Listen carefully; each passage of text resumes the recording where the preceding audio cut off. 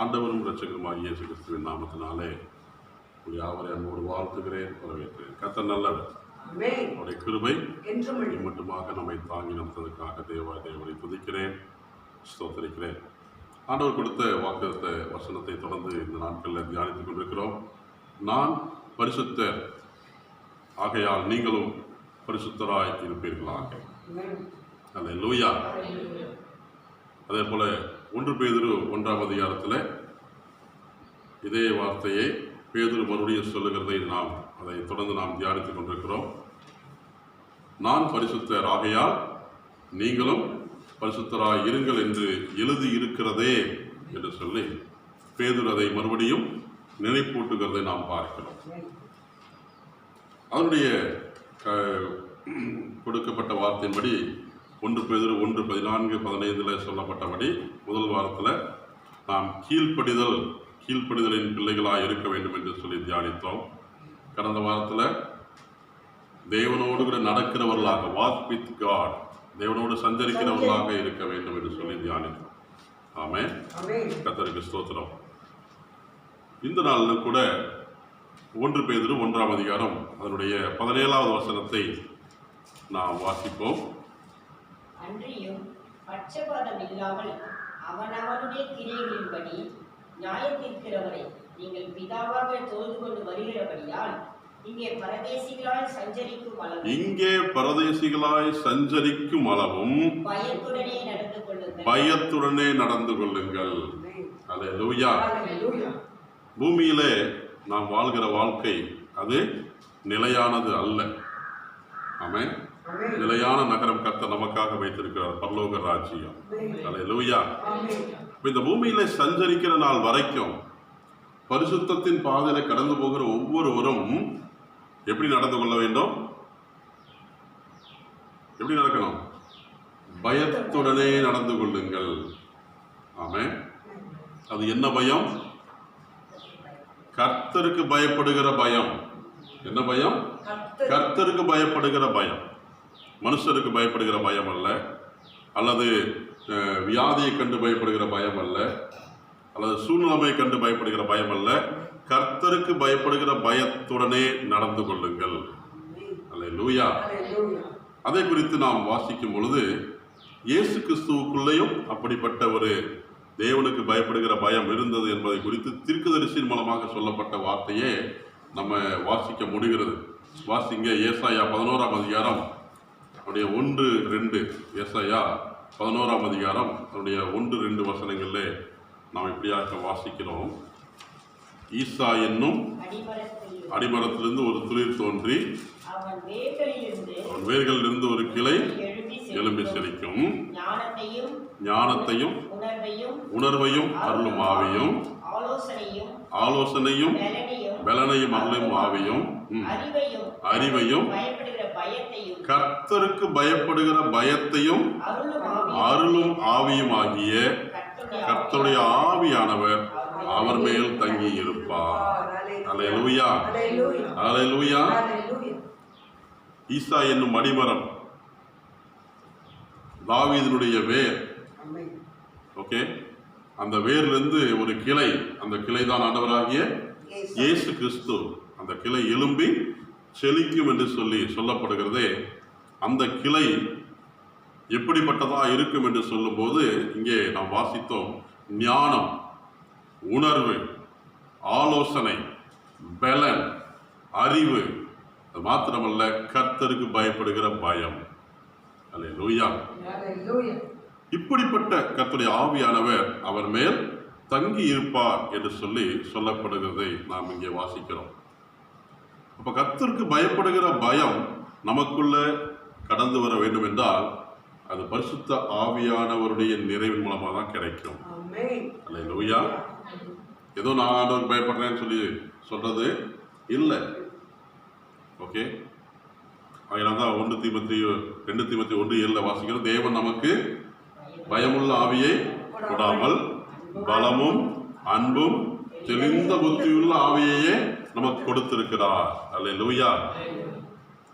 அப்போ தேவனுடைய ஆவியானவர் நம்ம கூட இருந்தாதான் கர்த்தருக்கு பயப்படுகிற பயத்தை நாம் பெற்றுக்கொள்ள முடியும். கர்த்தருடைய ஆவியானவர் நமக்குள்ளே இருக்கும்போது தான் அப்படிப்பட்ட கர்த்தருக்கு பயப்படுகிற பயம் நமக்குள்ளே கடந்து வரும். இதை குறித்து சங்கீதக்காரன் 119 சங்கீதத்தில் சொல்லுகிறதை நாம் வாசிக்கிறோம். 119 சங்கீதம் 120 வசனம் பாருங்க. 119 120 உமக்கு பயப்படும் பயத்தினாலே என்னுடைய உடம்பே சிலிர்க்கிறது. அல்லேலூயா. இது பொதுவாக யாராவது திடீர்னு ஏதாவது ஒரு நம்ம பயப்படுகிற சூழ்நிலைமை இருட்டில் பார்த்துட்டோன்னு சொன்னால் அந்த உடம்பே என்னாகும்? சிலிர்க்கும். ஓகே. ஆனால் அதை விட அப்படிப்பட்ட இந்த பூமிக்குரிய பயம் வராமல் இருக்குன்னு சொன்னால் கர்த்தருக்கு பயப்படுகிற பயம் நமக்குள்ளே இருந்துச்சுன்னா அந்த பயம் வரும்பொழுது நமக்கு உடம்பே சிலிக்கக்கூடியதாக இருக்கிறது என்று சொல்லி சங்கீதக்காரத்தினுடைய அனுபவத்தில் சொல்லுகிறதை நாம் பார்க்கிறோம். ஆமென். அல்லேலூயா.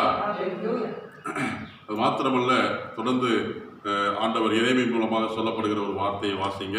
எரேமியா 32 அதிகாரம். எரேமியா 32 அதிகாரம் அவருடைய 40வது வசனம். எரேமியா 32:40 அங்கே ஆண்டவர் இப்படிப்பட்ட கர்த்தருக்கு பயப்படுகிற பயத்தை குறித்து சொல்லுகிறதை பார்ப்போம். நன்மை செய்யும்படி நித்திய உடன்படிக்கையை அவர்களோட பண்ணி அவர்கள் என்னை விட்டு அகன்று போகாதபடிக்கு எனக்கு பயப்படும் பயத்தை அவர்கள் இருதயத்திலே நான் வைத்திருக்கிறேன். அல்லேலூயா. வைத்து என்ன செய்யறாரு? 41 வசனம். அவர்கள் மேல் நான் சந்தோஷமா இருந்து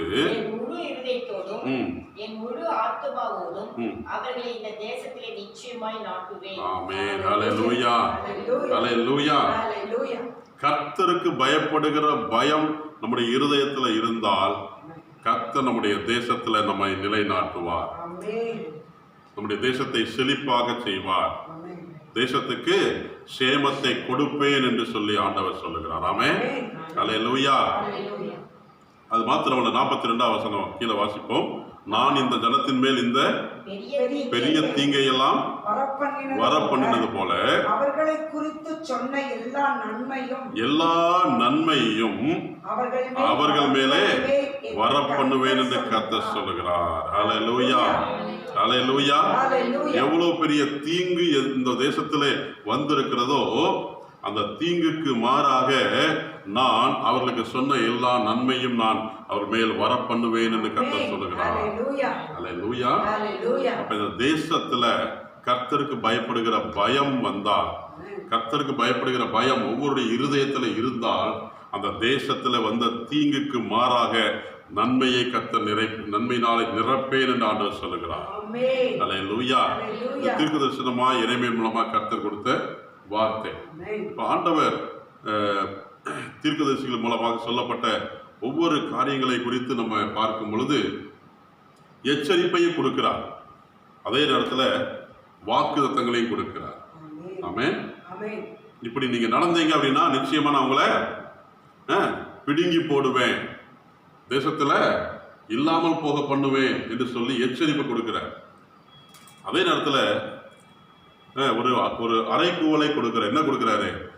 என்னிடத்துல திரும்புங்கள், என்னிடத்துல திரும்புங்கள் என்று சொல்லி சொல்லுகிறார். அப்படி திரும்பினால் நான் தேசத்துக்கு சேமத்தை தருவேன். அல்லேலூயா.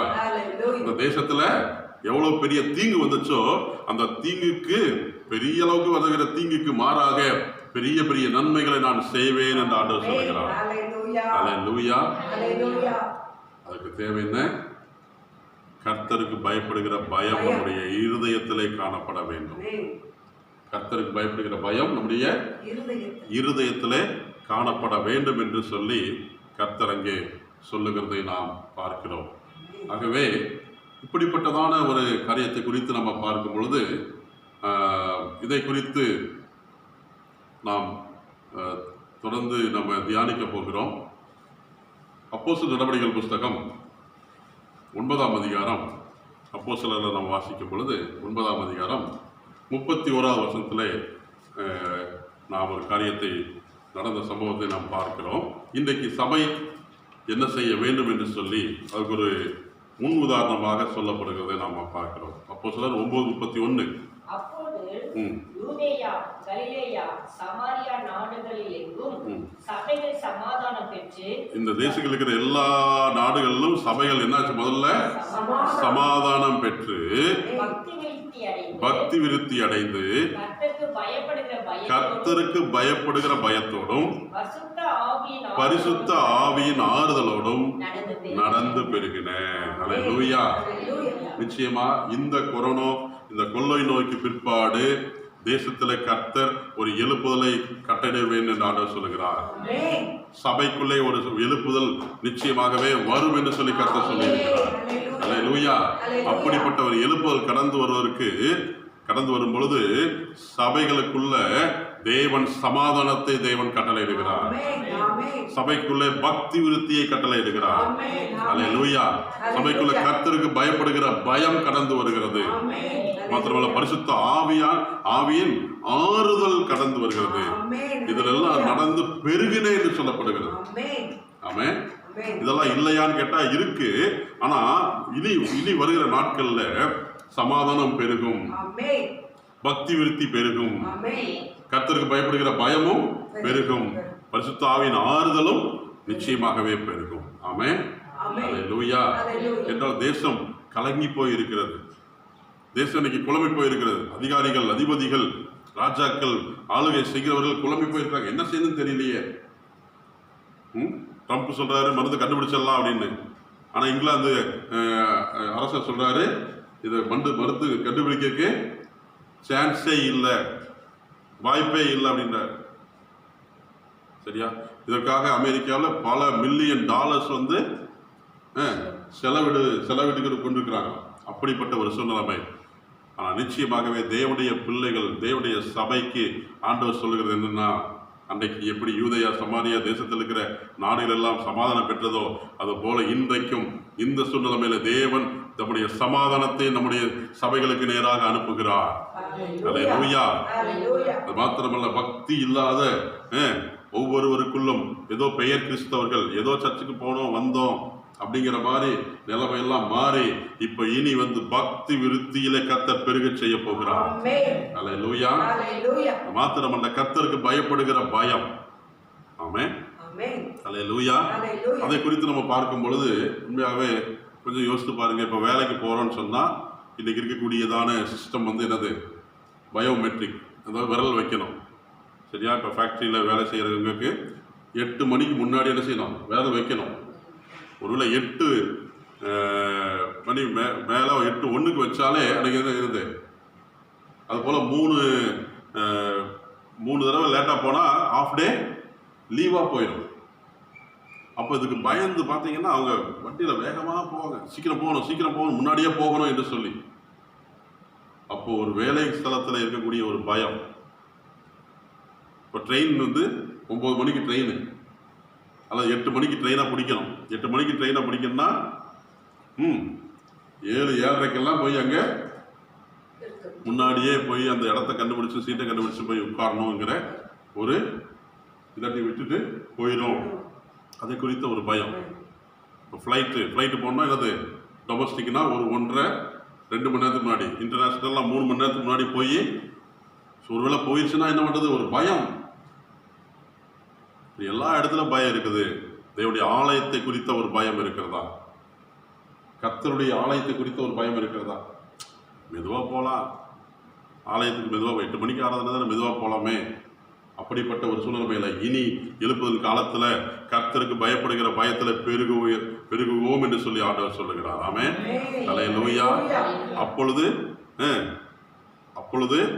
8 மணிக்கு ஆராதனைனா 7:45 முன்பாகவே சபை நிரம்பி வளைய போகிறது. அல்லேலூயா. அல்லேலூயா. மாத்திரமல்ல, தேவனுடைய வார்த்தை, தேவனை ஆராதிக்கும் பொழுது எல்லாரும் தேவனை ஆராதிக்கக்கூடிய சூழ்நிலைமையா இருக்கும். அங்கேயும் நடந்து போறது, இந்த பிள்ளைங்க அங்கேயும் விளையாடக்கூடிய அப்படிப்பட்ட சூழ்நிலைமையெல்லாம் இனி இருக்கவே இருக்காது. அல்லேலூயா. மாத்திரமல்ல, தேவனுடைய செய்தி பேசிக் கொண்டிருக்கும் பொழுது, தேவனுடைய வார்த்தை சொல்லிக் கொண்டிருக்கும் பொழுது இனி கர்த்தருக்கு பயப்படுகிற பயம் என்று சொல்லும்போது செல்போன் வந்த உடனே எந்திரிச்சு வெளியில போகக்கூடிய அப்படிப்பட்ட சூழ்நிலை இனி இருக்காது. அல்லேலூயா.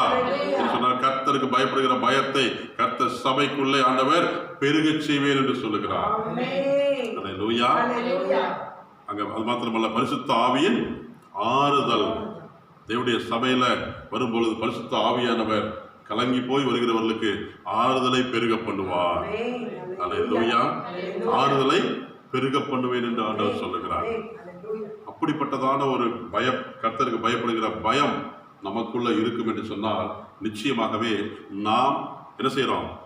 பரிசுத்தத்தின் பாதையில கடந்து செல்கிறோம். அல்லேலூயா. பரிசுத்தத்தினுடைய அந்த ப்ராசஸ்ல முதல்ல பார்த்தோம் கீழ்ப்படிதல், இரண்டாவது ஆண்டவரோடு கூட நடக்கணும், மூன்றாவது கர்த்தருக்கு பயப்படுகிற பயம். இதை குறித்து பவுல் கொரிந்தியர்ல சொல்லுகிறத நாம் வாசிக்கிறோம். வாசிங்க 2 கொரிந்தியர் 7ஆம் அதிகாரம். 2 கொரிந்தியர் 7ஆம் அதிகாரம் அதனுடைய முதல் வசனத்தை நம்ம வாசிப்போம். 2 கொரிந்தியர் 7ஆம் அதிகாரம் முதல் வசனத்துல இப்படிப்பட்ட வாக்குத்தத்தங்கள் நமக்கு உண்டாயிருக்கிறபடியால் பிரியமானவர்களே, மாம்சத்திலும்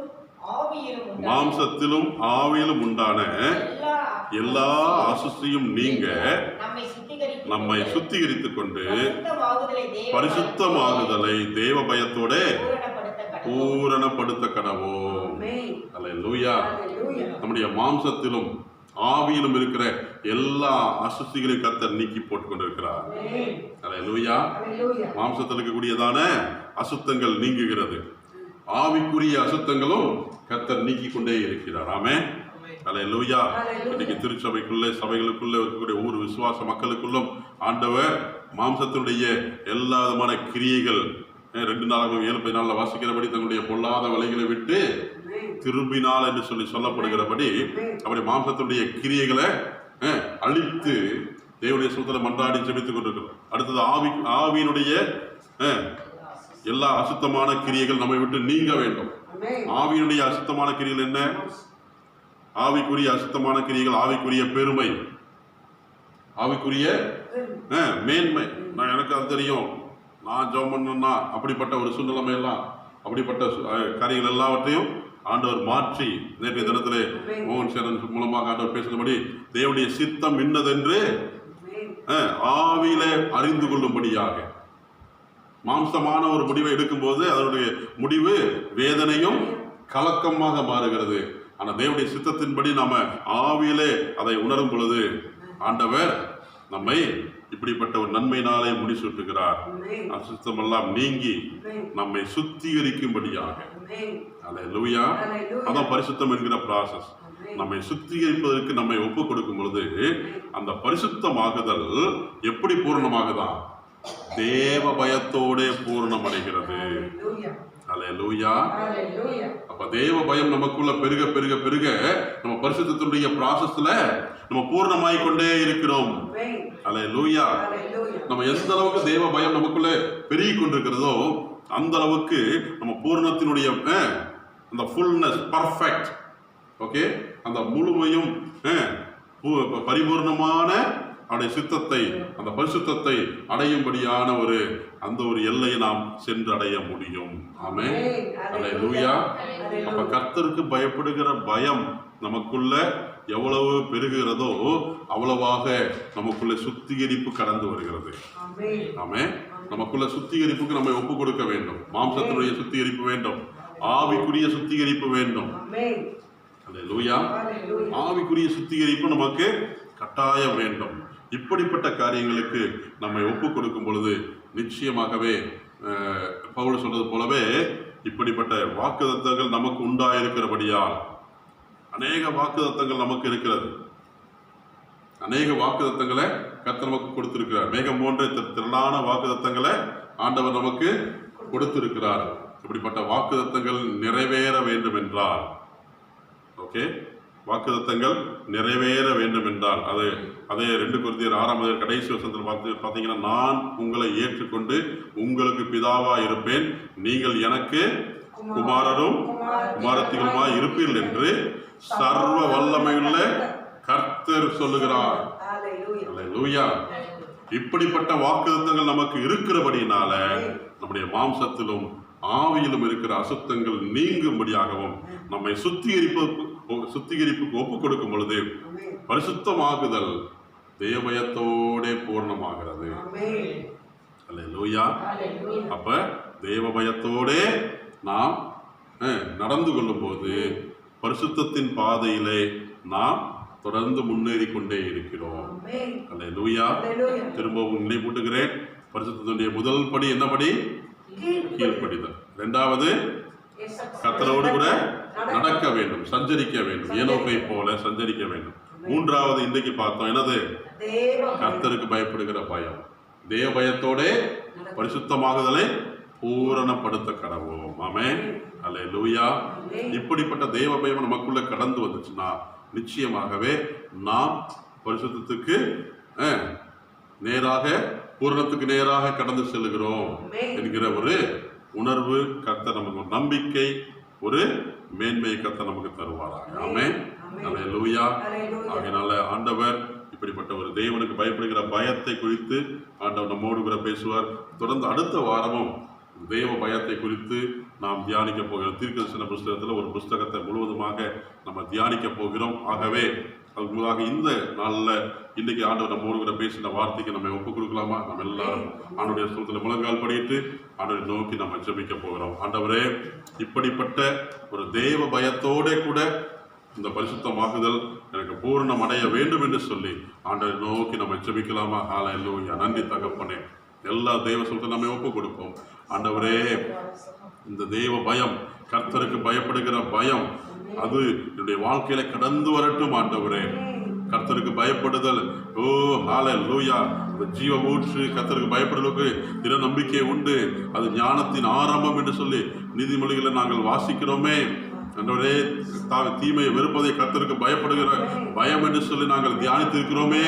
இப்படிப்பட்ட தேவனுக்கு பயப்படுகிற பயத்தோடு கூட ஓ அன்றைக்கு யூதேயா, கலிலேயா, சமாரியா நாடுகள் இருக்கிற சபைகள் வளர்ந்து பெருகிறது போல இந்த நாட்கள்ல ஆண்டவரே, இந்த எழுப்புதல் நாட்கள்ல எங்களுடைய சபை ஆண்டவரே, எங்களுடைய கர்த்தாவின் தேசத்தில் இருக்கக்கூடிய சபைகள் இப்படிப்பட்ட ஒரு ஹல்லேலூயா கர்த்தருக்கு பயப்படுகிற பயத்திலே வளர்ந்து பெருகட்டும். ஆண்டவரே, ஹல்லேலூயா, ஹல்லேலூயா. நன்றி தகப்பனே. கர்த்தருக்கு பயப்படுகிற பயம் கடந்து வரும் பொழுது நிச்சயமாகவே இந்த தேசத்திலே எவ்வளவு பெரிய தீங்குகள், பெரிதான தீங்குகள் இருந்ததோ அந்த தீங்குகளுக்கு மாறாக பெரிதான நன்மைகளை என்னுடைய தேசத்துக்கு நான் தருவேன் என்று கர்த்தர் சொல்லி இருக்கிறாரே. தகப்பனே, உமக்கு ஸ்தோத்திரப்பா. நான் உங்கள் பிதாவா இருப்பேன், நீங்கள் என் குமாரனும் குமாரத்திகளா இருப்பீர்கள் என்று சர்வ வல்லமையுள்ள தேவனாய கர்த்தர் சொல்லி இருக்கிற இந்த வாக்குத்தத்தம் நம்முடைய வாழ்க்கையில் நிறைவேற வேண்டும் என்றால் மாம்சத்திலும் ஆவியிலும் இருக்கிற அசுத்தங்கள் நீங்க வேண்டும், நம்மை சுத்திகரிப்பதற்கு ஒப்பு கொடுக்க வேண்டும். பரிசுத்தமாகுதலை தேவ பயத்தோட கூட பூரணப்படுத்த கடவோம் என்று சொல்லி பவுல் சொல்லி இருக்கிறாரு. ஆண்டவரே, இப்படிப்பட்ட பரிசுத்தம் எங்களுக்குள்ள கடந்து வரட்டும். ஆண்டவரே, நான் பரிசுத்தர் ஆகியால் நீங்களும் பரிசுத்தராக இருங்கள் என்று சொன்னேன். இந்த பரிசுத்தத்தினுடைய இந்த ஆண்டவரே ப்ராசஸ்ல இந்த மூன்றாவது படி ஆண்டவரே, எங்களுக்குள்ள தேவ பயம் கடந்து வரட்டும். ஆண்டவரே, கர்த்தருக்கு பயப்படுகிற பயம் கடந்து வரட்டும். ஆண்டவரே, மனுஷருக்கு பயப்படுகிற பயம் கண்ணியை வருவிக்கும், கர்த்தருக்கு பயப்படுகிற பயமோ ஆயுசு நாளை பெருக பண்ணும் என்று சொல்லி பார்க்கிறோம். ஆண்டவரே, ஹல்லேலூயா. கர்த்தருக்கு பயப்படுகிற பயத்துல ஆண்டவரே ஒவ்வொருவருக்குள்ளும் ஆண்டவரே அப்படிப்பட்ட கர்த்தருக்கு பயப்படுகிற பயம் கடந்து வரட்டும். ஆண்டவரே, ஹல்லேலூயா. நன்றி செலுத்துகிறோம். ஆண்டவரே, நன்றியோடு துதிக்கிறோம். தேவனுடைய கிருபையின் கரத்திலே எங்களை அர்ப்பணிக்கிறோம். ஆண்டவரே, ஜெபிப்போம். பரிசுத்த பிதாவே, ஆண்டவரே, மகிமையுள்ள கர்த்தாவே, இந்த ஆண்டவரே கர்த்தாவே ஸ்தோத்திரிக்கிறோம். ஆண்டவரே, மகிமையின் நாள், ஆண்டவரே பரிசுத்த நாள், அன்றைய உயிர்த்தெழுதல் நாள், வாரத்தின் முதல் நாளுக்காக நன்றி செலுத்தினார் ராஜா. இந்த வாரம் முழுவதும் அன்றைய எங்களை நடத்தும்படியாக இந்த வாரத்தின் முதல் நாள் நம்மை நோக்கி பார்க்க அன்றைய ஆராதிக்க கிருபை செய்தே மக்கள் நன்றி அப்பா. ஆண்டவரே, மன்றாடி ஜெபிக்க கிருபை செய்தே மக்கள் நன்றி அப்பா.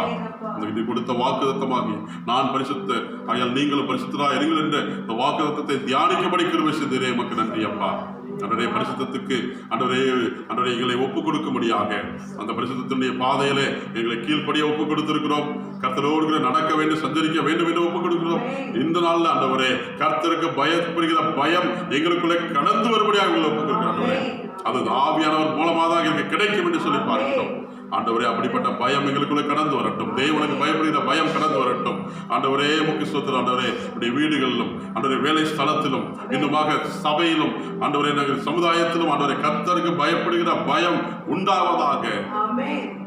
அதன் மூலமாக நீ கொடுத்த வாக்குத்தத்தங்கள் நிறைவேறும் என்று சொல்லி பார்க்கிறோம்.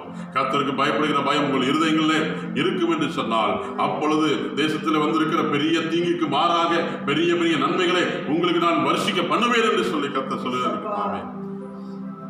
அப்படிப்பட்ட நன்மையினாலே எங்கள் தேசத்தை நீ நிறைத்தலும் நாங்கள் ஜெபிக்கிறோம். ஆண்டவரே உமக்கு நன்றி செலுத்துகிறோம். முதலாவது தேவனுடைய பிள்ளைகளுக்குள்ளே ஒரு தெய்வ பயம் கடந்து வரட்டும். ரட்சிக்கப்பட்டு ஞானஸ்நானம் எடுத்து அபிஷேகம் பண்ணப்பட்ட தேவனுடைய பிள்ளைகள், ஓ சீஷர்கள், ஓ தேவனுடைய ஊழியக்காரர்களுக்குள்ள தெய்வ பயம் கடந்து வருவதாக. கர்த்தருக்கு ஆண்டவரே மகிமையுள்ள சாட்சியாக இந்த தெய்வ பயத்தோடு எங்களுடைய பரிசுத்தத்தை பூர்ணப்படுத்த அப்படிப்பட்ட ப்ராசஸுக்கு எங்களை நாங்கள் அர்ப்பணிக்கிறோம். தொடர்ந்து உடைய பிரசன்னம் ஆளுகை செய்யட்டும். இந்த வாரம் முழுவதும் கர்த்தருடைய கடமைகளை தாங்கட்டும். எல்லா காரியத்தையும் தெய்வ பயத்தோடு கூட செய்ய கிருபை செய்யப்பா. ஜபத்தோடு கூட தெய்வ பயத்தோடு கூட ஒவ்வொரு காரியத்தையும் செய்து நிறைவேற்றி முடிக்க கிருபை செய்ய. நாட்களில் கர்த்தாவே இந்த கொரோனா வைரஸ் நிமித்தமாக இருக்கக்கூடிய எல்லா பயங்கள் மாறி நீங்கி, ஆண்டவரே வியாதியை குறித்த பயம் மாறட்டும், எதிர்காலத்தை குறித்த பயம் மாறட்டும், படிப்பை குறித்த பயம் மாறட்டும், ஓ பிரச்சனை இந்த மாதிரி கடன் பிரச்சனை குறித்த பயம் மாறட்டும்.